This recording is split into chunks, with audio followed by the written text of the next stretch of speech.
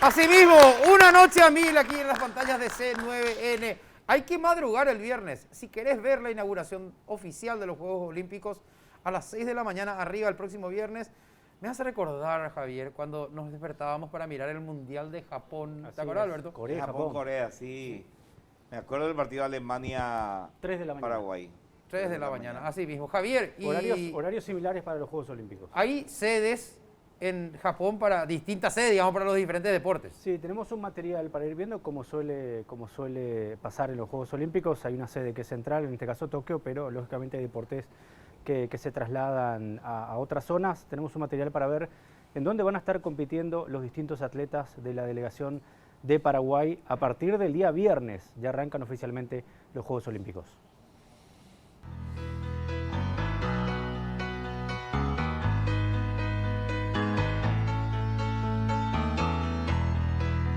Just a small town girl, training in a changing world. She took the midnight plane straight to Tokyo.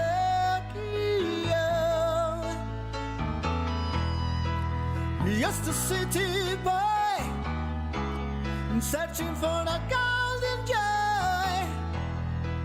He took the midnight plane straight to Tokyo.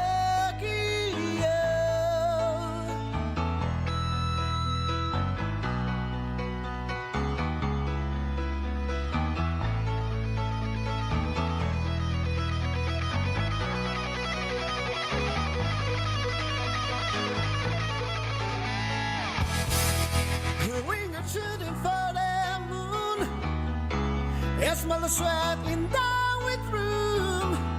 For a while they're prepared to fight, they dream on and on and on and on. Hey, flames waiting for the chance to prove the star. They shadows search for the spotlight.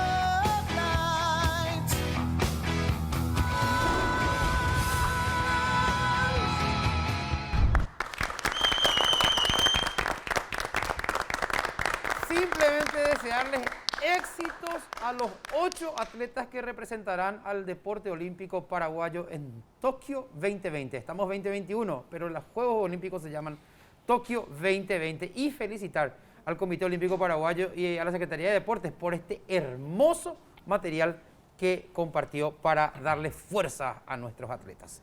Cerramos este tema deportivo, dejamos de lado un rato el tema de la pandemia y las medidas sanitarias y vamos a centrarnos en lo que está pasando en Cuba, pero vamos a hacer un pequeño repaso además de todo lo que pasa con este fenómeno de Cuba, Venezuela, Nicaragua, y vamos a hablar con nuestro columnista Gonzalo Quintana sobre esta cuestión.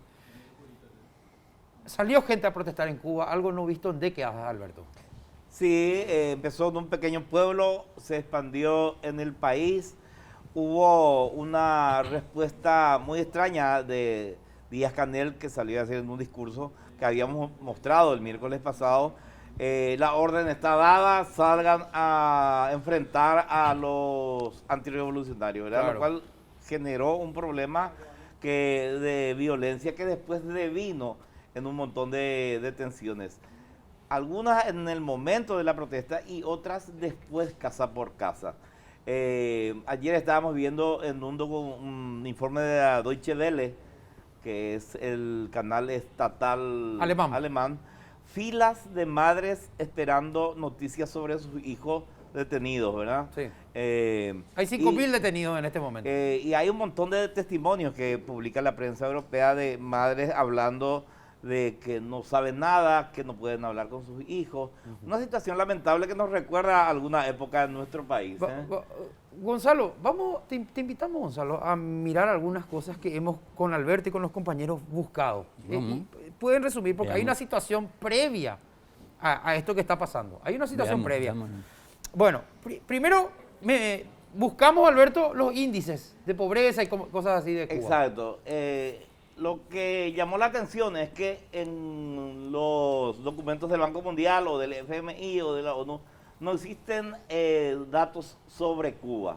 Hay algunos estudios, por ejemplo, el de la DDC de México, que dice, esta distorsión de cifras publicadas colocan entredicho, no hay datos sobre Cuba, no puede uno mirar porque los datos oficiales están distorsionados, dice. Y lo que dice la DDC es que Cuba tiene la ubicación última entre 193 países. Bueno, es notable, de verdad les invito a entrar. Y siempre dicen, no son confiables estos datos, si hay datos de Cuba no son confiables. Vamos a ver, porque sobre Venezuela sí, porque en Venezuela hay universidades. Hay un montón de entidades privadas que funcionan en Venezuela, entre ellas la Universidad Católica de Venezuela, que hace un ranking bimestral de cómo van las cosas, ¿verdad? Yo sé que parece increíble este dato que va a leer Alberto ahora. Increíble parece, pero así es.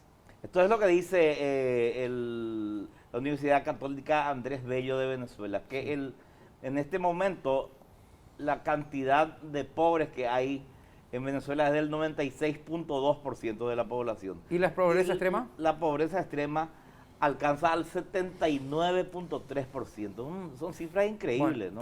¿Por qué parecen increíbles? Porque pobreza extrema quiere decir personas que viven con menos de $1.28, o sea, $1.28 al día. Sí. Menos de eso es la pobreza extrema. Por eso digo, parecen increíbles esos datos. En el mismo gráfico también vemos en la época de bonanza, sobre todo del petróleo.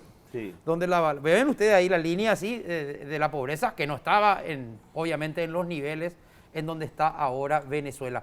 También Nicaragua, el dato ¿cómo es que se llama, Albert? El índice de desarrollo humano. Exacto, que es el dato que conseguimos de Nicaragua, está en el puesto 132 del ranking del Banco Mundial, por debajo de algunos países africanos considerados muy pobres, como Birmania, Tonga, Nigeria. Nicaragua tiene el puesto 132 en este índice. Bueno, ahí teníamos los datos oficiales y algunos de universidades privadas que pudimos recabar sobre estos tres países que comparten el modelo político-económico, podemos decir así, Alberto. Así es. Bueno, hay un montón de testimonios también en los canales de streaming en YouTube sobre lo que pasa. Y ¿por qué no vemos algunos de estos materiales? Claro, nos tomamos esto, quisimos saber cuánto es lo que vale la plata en Cuba. Y encontramos este material. Fíjense, esta torta cuesta 4.20 CUC y es de 1,5 kilos esta tortica de aquí. Imagínense a alguien que trabaja para el gobierno, que solo le pagan 20 CUC al mes, tenga que comprar una torta porque cumple años un familiar y gasta 4.25 CUC solo en una torta. Estaríamos hablando que es casi una semana de trabajo para comprar una simple torta, amigos. Una simple torta. Ahora ustedes se preguntarán, pero si realmente las personas que trabajan para el gobierno solo reciben 20 CUC al mes. Y yo les digo algo, entrevisté a un taxista que me trajo del aeropuerto al centro de La Habana, hice una entrevista con él que me estuvo explicando de todo y ese video también lo van a tener, pero les quería adelantar que sí, él me dice que las personas ganan 20 CUC por mes. Me dijo algo así como que el gobierno hace que paga y las personas hacen que trabajan. ¿Por qué? Porque, por ejemplo, él me dijo algo así como que alguien que trabaja en una fábrica de zapatos, trabaja, pero a la vez que trabaja, lleva material para su casa para armar zapatos en su casa y los vende por su cuenta, o lleva material de la fábrica para vender por su cuenta ese material de la fábrica. Y el gobierno está consciente de que eso sucede. Por eso es que él dice que el gobierno hace que paga y las personas hacen que trabajan. Porque el gobierno hace que paga porque sabe que no alcanza para nada ese dinero y deja que las personas hagan como que lo que puedan para poder sobrevivir al mes. Resignación rima con indignación en las calles de La Habana a medida que los cubanos sufren las consecuencias de la entrada en vigor de la unificación monetaria el pasado 1 de enero. La brutal inflación de precios que la acompaña ha dejado a más de un ciudadano con la cesta de la compra medio vacía y el mes acaba de comenzar. No me alcanzó el dinero porque venía y el cambio es muy brusco, o sea, es bastante la diferencia de lo que uno pagaba antes y de lo que tiene que pagar ahora. Entonces a mí misma me subieron el salario, pero creo, al ser tan grande la diferencia, no me va a alcanzar. El precio de productos básicos tradicionalmente subvencionados por el Estado se ha disparado, alimentos, la luz, el agua, el transporte. Malísimamente 2 pesos es un abuso. En un país del mundo, en el país, los países por ahí, el que trabaja le dan oportunidad de tener un carro para que vaya para el trabajo. Aquí no te dan ni una bicicleta. El objetivo de la unificación monetaria es acabar con las graves distorsiones económicas que provocaba tener 2 monedas, el peso cubano real y el convertible, también conocido como CUC, que era paritario con el dólar. Este último desaparece. Sobre el papel, los cubanos tienen 6 meses para cambiarlo o utilizarlo en pagos en efectivo. Hay lugares donde hay un cartel que dice que no se acepta CUC. No entendemos eso. Entonces, por eso que está el banco como está, la cadeca como está. Si estamos luchando por el aislamiento, que las personas estén aisladas, entonces siguen las colas peor. Hay que tener en cuenta desde esta parte del mundo que en Venezuela no existe el mismo sistema político-económico que impera acá en el sur del continente y en gran parte del mundo occidental. Ahí hay dirigismo estatal. Sí, esto es Cuba, ¿eh? Esto es Cuba, pero Sí. hay dirigismo estatal en la política económica. No es como acá. Es difícil comprender el valor del dinero. Gonzalo, ¿qué pasa en Cuba y cuál es su importancia para todos nosotros?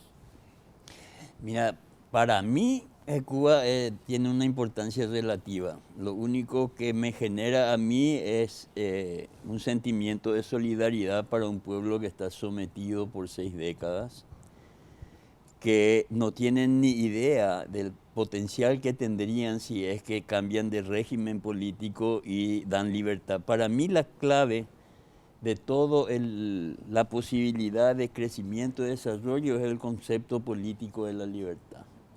Entonces, yo estuve en Cuba y cuando de Miami tenía que tomar el avión por el Parlatino cuando era senador, le preguntaba a los cubanos de ahí qué puedo llevar y me dijeron, a los chicos llevarle borrador, a las ¿cómo se llama? A las familias que tengan llevarle papel higiénico, ¿cómo se llama esto? La hoja de afeitar. Cuestiones básicas. Cuando lograba escaparme del control que te tienen cuando vos llegas, vos te vas al Hotel Internacional y es de 5 estrellas, es todo magnífico, pero si te logras escapar y te vas a La Habana, estoy hablando de décadas atrás, y vas a ver que tenés que, el arroz, por ejemplo, que era lo que se podía comprar eventualmente, tenía que comprar con un papel, no había cubiertos. Entonces hay muchas cosas que no se muestran. Pero yo insisto en eso. ¿Cuál es la diferencia? Nuestro sistema político y económico se basa en la libertad. Para que el sistema económico funcione, tenemos una institución pilar, que es la propiedad privada. Allá no existe. No existe. Entonces, la otra fórmula constitucional nuestra que garantiza la libertad en el sistema constitucional es que vos te podés dedicar a la actividad lícita de tu preferencia. Siempre que sea legal, vos podés elegir hacer lo que querés. Allá es al revés. El Estado te dice qué podés hacer. No te dice que no podés hacer. Oye, ¿qué podés hacer? Entonces, cuando vos tenés un sistema de opresión, todas tus oportunidades dependen del tipo que manda. Ahí no hay división de poderes, no existe el militar que sirve a la nación, sino que sirve al gobierno. Al partido. Al partido. Ahí tenés Venezuela, socialismo o muerte, el juramento de los militares. No hay división de poderes, es decir, voy a recurrir al sistema judicial para que me restablezcan los derechos. Y esto es, a mí lo que me asombra de la gente que defiende el régimen cubano o el venezolano, el socialismo del siglo XXI que tratan de difundir en toda América Latina, lo que me asombra, porque son gente con una formación intelectual, muchos de ellos respetables, es que no se dan cuenta que volvieron a la monarquía absolutista antes de la Revolución Francesa. ¿Cuál es el hito de la Revolución Francesa? ¿Qué es lo que hizo la Revolución Francesa? Hecho por tierra, el Estado soy yo. Es lo que decía. Exactamente. Lo que dijo es, toda la nación vive para defender al soberano. El ejército, lo que pasa es que el soberano era el rey. Sí. La Revolución Francesa le dice, che, déjate de embromar, la pelota. El soberano no es el rey, el soberano es el pueblo. Entonces se creó todo un sistema institucional con el mismo propósito, la defensa del soberano. Pero en nuestra Constitución dice, la soberanía radica en el pueblo. Ellos están antes de la Revolución Francesa porque la soberanía radica en lo que dice el buró. El grupo que dirige. Que dirige O sea, es tremendo. Redondeando, Gonzalo. Siglos de atraso. Redondeando, Gonzalo. Acá no estamos hablando de izquierda, derecha, democracia o no democracia, sino estamos hablando de que es un sistema diferente. Un modelo, claro. El que propugna esto propugna un sistema diferente. Completo. El sistema es el conjunto de cosas que funcionan de una manera determinada y puestas para que funcionen así. Entonces, lo que nosotros tenemos es un proceso de perfeccionamiento de lo que establece la Constitución. Muchos estamos decepcionados con nuestro proceso democrático porque algunos resultados realmente no son buenos. Pero de ahí a comparar con los resultados comprobados en todas las épocas y en todo el planeta, con lo que ellos tienen, eso yo creo que es deshonestidad intelectual. Muy bien, Gonzalo Quintana es columnista de Radio 1000 y vamos a volver sobre este y otros temas más frecuentemente, Gonzalo. Tenemos que sistematizar de alguna manera el mensaje. Lastimosamente la televisión tiene sus tiempos y el bar también cierra temprano, Gonzalo. Eso es. Pero dejamos por aquí hoy porque es un tema profundo. No le podemos culpar a Sequera eso para que tenga un poco más de tiempo. No, fíjate que Sequera está en otra, no, Gonzalo. Bueno. Sequera está en otra. ¿Querés saber dónde está Sequera? ¿Querés saber en qué anduvo Sequera? Mira. Doctor, ¿cuándo puedo chupar? Hoy mismo con precaución. No viniste todavía a la Tiri. Te estamos esperando hoy, 24 horas, 7 días a la semana. Te esperamos, vení a vacunarte. Hola Carmen, ¿te vacunaste ya? ¿No te vacunaste todavía? Yo te voy a vacunar.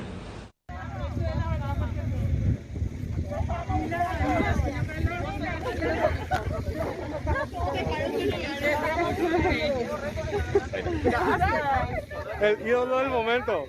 Ahí, 1, 2. Ahí está. ¿Viste que sirvió mi cartelito? ¿Conseguiste? Lo hice.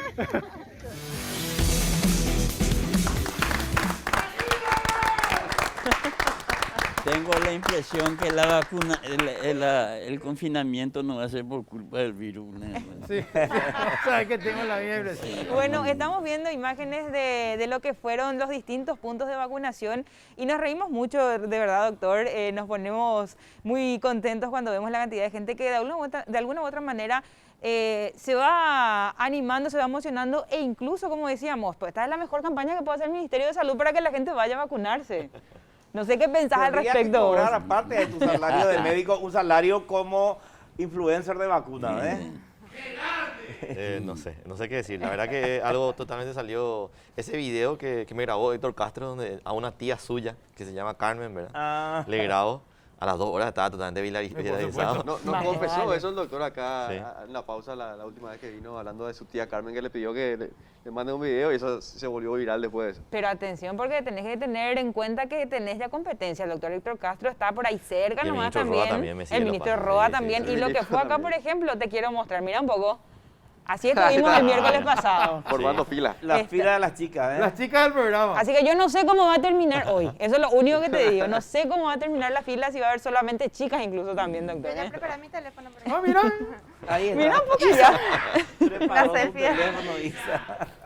Bueno, doctor Sequera, fuera de todo esto, porque la verdad que es muy lindo. ¿Verdad que es muy lindo, doctor? Poder... Salió sin planear, pero es muy lindo. Tener alguna problemita, ¿verdad, doctor? Una problemita, ¿verdad? Es muy loco. La verdad que fue como la pandemia, se descontroló, ¿verdad? En un momento y se disparó, pero bueno, así como todo lo que sube y como la pandemia tiene que bajar, por suerte espero que estemos ya de salida de esto y haya causado su impacto, ¿verdad? No fue planificado para nada, por ahí escuché que era algo planificado. Para nada, la verdad que yo trato de tener siempre el perfil bajo, ¿verdad?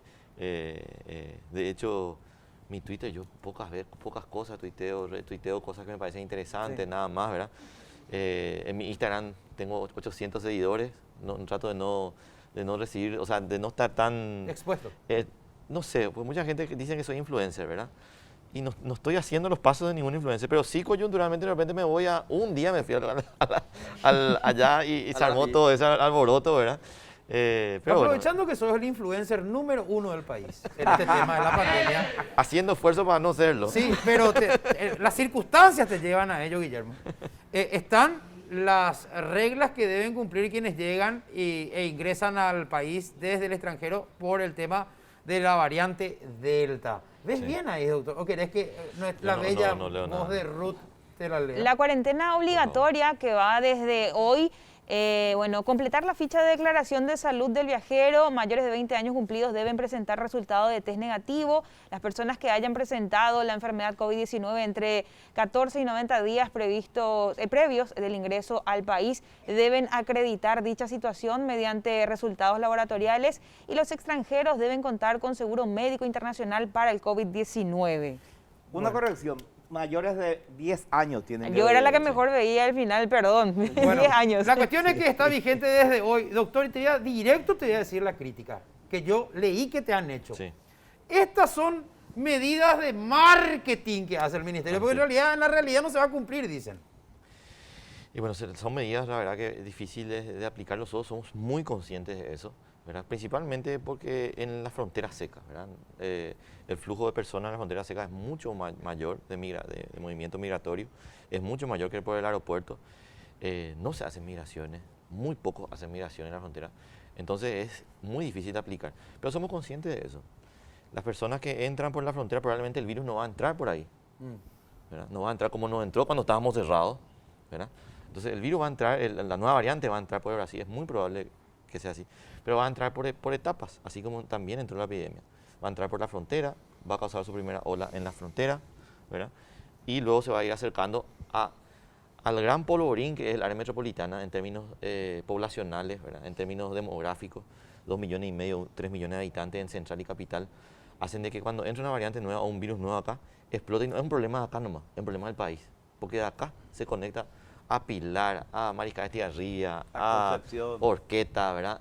A todo, ¿verdad? Entonces, si controlamos principalmente los que entran por el aeropuerto, evitamos de que el virus directamente se instale en lo que es una bomba de tiempo, ¿verdad? Que es el área metropolitana de Asunción, que es para cualquier virus. Esa lógica es aplicable para cualquier virus, ¿verdad? Ante esta realidad, doctor, somos conscientes ahora de que la variante Delta está en Paraguay.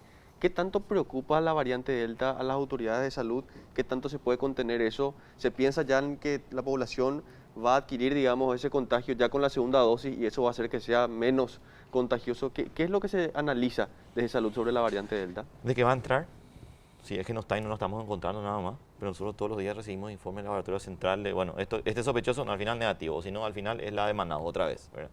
Pero sí estamos buscando. Nosotros con esta medida lo que queremos es ralentizar su ingreso, que ingrese pero que sea lo más lento posible, para que nos dé tiempo a tener más gente inmunizada. Porque ¿qué nos está mostrando la variante Delta? Que en los países que entra genera un contagio espectacular, todito vacunado, pero genera un contagio espectacular, pero no aumenta el número de internaciones y no aumentan los muertos. Pero para decir eso y para hacer eso, tenemos que tener el mayor porcentaje de población vacunada. Y sobre todo en 2 dosis, doctor, para la variante Delta, ¿verdad? Idealmente con 2 dosis, ¿verdad? Sí. Pero siempre es peor no tener ninguna. Es cierto. Claro. ¿Sabes cuál es la importancia para mí de gente como vos, que tenés esta reacción es igual a confianza, confiabilidad? Normalmente en la política no podés cubrir todo el espectro de peligro que haya en distintas circunstancias. El éxito o fracaso de la ciudadanía depende generalmente del propio comportamiento de la ciudadanía. Y políticamente, cuando vos tenés un gobierno confiable en que la gente cree lo que se le dice, la reacción de la mayoría de la ciudadanía es decir, yo respeto porque confío en esto. De eso se trata, porque no podés ir por ningún otro lado, ni de la represión, ni del control estricto. Totalmente. Es es un colador. Bueno, pero eso se notó en este proceso. Ahora se nota, por eso Exactamente. estoy tocando Hubo un eso. cambio de actitud de la gente también. Pues ya empezó a y confiar. es porque empezó a confiar un poco, Exacto. Guillermo. O sea, eso me parece una lectura categórica. Javier. Sí, quería preguntarle al doctor la sensación, ¿no?, que con toda esta experiencia de la pandemia que todavía no terminó y sigue, pero sí por suerte está minorando. ¿Cómo ve al sistema de salud? ¿Si mejoró en ese aspecto? ¿Si se aprovechó para que justamente se tenga mayor conocimiento y sobre todo mayor inversión pensando en el futuro, en infraestructura sobre todo? Sí, una muy buena pregunta. Yo vengo de una reunión donde estábamos haciendo planificación para los próximos 6 meses de compra de insumos y todo esto. Y la ocupación de camas de terapia, ¿cuánto va a ser? Y probablemente de COVID va a bajar. Pero nos decían los de terapia, nosotros esperamos de que esté llena la terapia, siempre. Pero no más de COVID, pero de todo. ¿Y cómo va a estar llena si antes teníamos 250 camas y ahora tenemos 750? ¿Qué pasó en 2 años, verdad? O sea, ¿por qué con 700 camas? Porque por primera vez el Paraguay tiene el mínimo de camas de terapia intensiva que tiene que tener por habitante. Eso es histórico. El mínimo. Nosotros lo que hicimos, pasamos de 250 o 300 que teníamos a tener más de 700 en el sector público, ¿verdad? El privado también creció un poquitito, pero no llegó ni siquiera a duplicarse. Si nosotros miramos ahora la cantidad de camas de terapia intensiva que hay en el Paraguay, se triplicaron casi, pero recién estamos alcanzando el mínimo. Cuando el resto de la región, o por lo menos los países que tienen buenos indicadores de salud, partieron de ese mínimo para duplicarse, o aumentar un 20 o un 30%, pero ya estaban en ese mínimo. Nosotros recién alcanzamos ese mínimo ahora. Doctor, hablando de la variante Delta, hay 2 vacunas que tienen, por lo menos tienen publicada la eficacia. Yo sé que todas dicen tener tal o cual eficacia, pero acá hay 2 vacunas de las que están en este momento en nuestro país. La eficacia de la AstraZeneca respecto a la variante Delta. Es lo que se ve en cuanto a infección sistemática en distintos países, y se tomó Canadá, Escocia e Inglaterra con una dosis, el 67%, el 33% se ve en Escocia, el 33% en Inglaterra. Lo que vemos también en cuanto a las segundas dosis, esos son los porcentajes de eficacia que tienen contra esta variante Delta. También está la Pfizer, y estos son los números que arroja con primera dosis y también con segundas dosis en distintos puntos en donde se ve la mayor cantidad de población inmunizada también. Y quería volver a reiterar, doctor, esto que nos decías. La variante Delta no hay confirmación de que ya esté en nuestro país, pero si llega, decías, lo que se tiene previsto es que podría llegar por Brasil, y de esa manera entonces podría empezar en Ciudad del Este hasta llegar al área metropolitana. ¿Qué es lo que se podría hacer entonces, doctor, para, digamos, retrasar eso o estar un poco más preparados?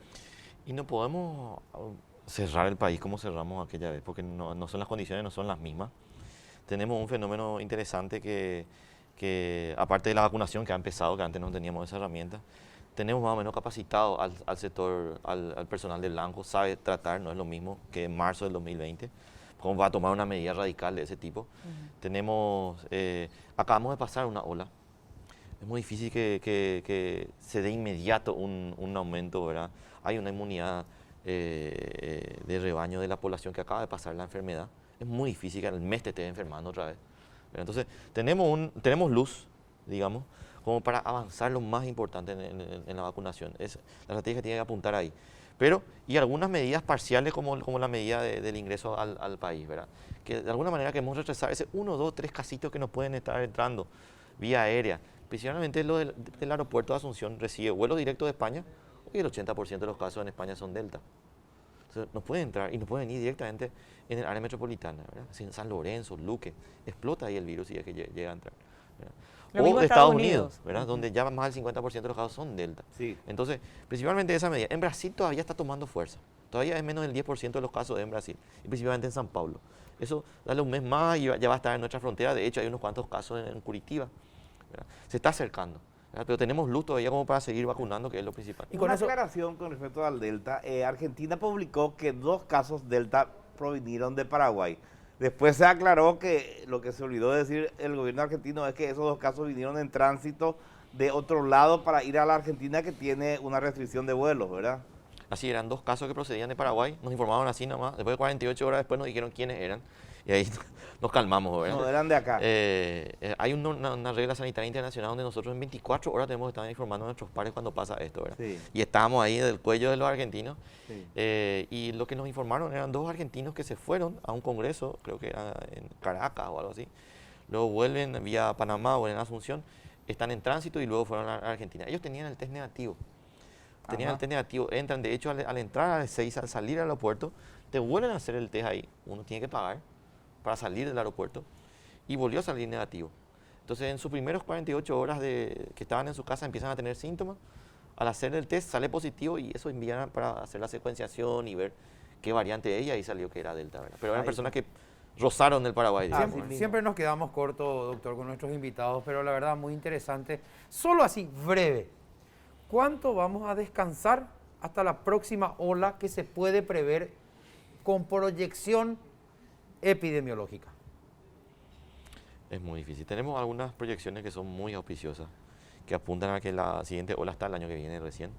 Pero eso nos da como un descanso. Pero tenemos que para Pero eso vamos a tener tenemos una siguiente ola el año que viene. Vamos a tener una siguiente ola. Sí, pero que va a ser, se va a empezar a volver un poco más endémica y va a ser más del invierno. Esa es la más positiva. No va a tener la envergadura que tenemos ahora, que tuvimos ahora recientemente, va a ser por lo menos un tercio de eso, pero va a ser una ola que va a golpear. Esa es la más positiva. Después tenemos las más pesimistas que están a la vuelta de la esquina, ¿verdad? Que la variante Delta nos golpee muy fuerte. A finales de agosto, principios de septiembre, empiezan a aumentar otra vez los casos. Mejor veamos el vaso medio lleno. Nos Porque quedamos por eso la mitad. primero que usted dijo impacta directamente en la economía. Sí. Porque automáticamente se hacen mejores planes si es que logramos llegar hasta el año que viene sin otra ola. Totalmente. Y ya que estamos en esta predicción, ¿de cuánto va a salir la quiniela esta noche, doctor? Doctor, muy amable porque sabemos que usted hizo un hueco en su apretada agenda de hoy para estar con nosotros una vez más. No, a la orden, Pablo. Muchísimas gracias, doctor. Y por supuesto que te vamos a seguir invitando cuando la ocasión así lo dé, doctor. ¿Qué le vamos a hacer? Sos muy requerido. No, en serio te digo, doctor. Gracias. Y la fila ya está, ¿eh? Ya está la fila. Gracias por haber venido, doctor Guillermo Sequera. Gracias por la invitación. Gonzalo, vamos a volver a encontrarnos. Hoy quisimos presentarte ante nuestro público de la televisión como columnista de Radio 1000, Gonzalo Quintana. Yo pensé que era invitado, de repente le veo ahí con el programa. Bueno, y con Ruth nosotros estamos regodeándonos porque la hamburguesa casera... Es una locura, ya llegó el momento de disfrutar del idioma del sabor ¡Wow! para seguir con esta última parte ya del Por programa. favor. Permiso. Si La se quedaron hamburguesa con casera. ganas, aquí les traigo más. Dios mío, que cada vez está mejor. Esa montañita de hamburguesa, lo que me gusta es esa. Pues la hamburguesa casera hecha por Guaraní, como lo harías vos. Para mí esta hamburguesa, como les decía, es una de las más fáciles y deliciosas y es el mejor motivo para quedarme en casa a disfrutar, por supuesto, compartiendo este sabor indiscutible. Como hecha en casa, ya sabes, la hamburguesa casera Guaraní, el idioma del sabor. Muchísimas gracias por la compañía. Te vamos a mandar. Ahí se va. Escuchanos mañana en Radio 1000. Estamos nosotros juntos después de las 7 de la mañana. La programación la abre Ruth Toazo. Ella tiene la primera palabra. Luego la noticia no para. Radio 1000 AM estamos el equipo completo. Y aquí en esta casa en C9N, Una Noche a 1000 te espera nuevamente el próximo miércoles a partir de las 9 de la noche. Seguinos en las redes sociales. Somos Una Noche a 1000. Ahí leemos tus comentarios. Gracias. Fuerza Paraguay. Que pronto, por todo lo que hemos hablado, saldremos de esta. Saldremos de esta y se notan los vacunatorios. Así que fuerza, nos reencontramos la semana que viene.